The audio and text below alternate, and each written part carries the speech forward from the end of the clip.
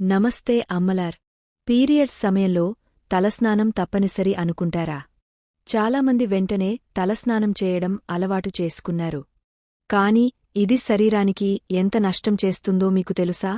ఈ వీడియోలో పీరియడ్స్ సమయంలో పాటించాల్సిన జాగ్రత్తలు, పాత సంప్రదాయాలు మరియు డాక్టర్లు చెప్పే సలహాలు మీతో పంచుకుంటాను.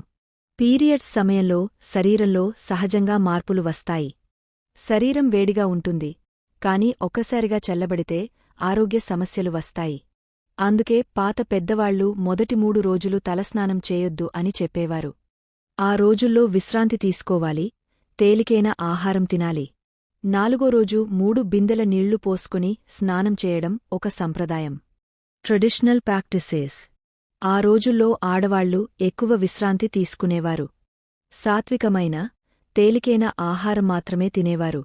సూర్యరశ్మి, శ్రమ, చల్లటి నీళ్లు దూరంగా ఉంచుకునేవారు. 4వ రోజు 3 బిందెల నీళ్లు పోసుకుని స్నానం చేయడం ఒక సంప్రదాయం. Modern mistakes. వెంటనే తలస్నానం చేయడం. అన్ని పనులు మామూలుగానే చేయడం. Masala, non veg, heavy food తినడం. Health tips. మొదటి 3 సార్లు చాలా జాగ్రత్తగా ఉండాలి. ఉప్పు, కారం, పులుపు తగ్గించి పాలన్నం, పులగం, బెల్లం, పెసరపప్పు, నువ్వులు, కొబ్బరి వంటి పదార్థాలు తినాలి. వీలైనంతవరకు శారీరక, మానసిక శ్రమ తగ్గించుకోవాలి. Doctor బెస్ advice.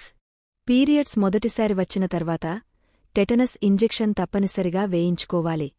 వెంటనే 1, 6 నెలల తర్వాత ఇంకొకటి, 1 సంవత్సరం తర్వాత మూడోది. ఇలా తీసుకుంటే జీవితంలో మళ్లీ టెటనస్ అవసరముండదు.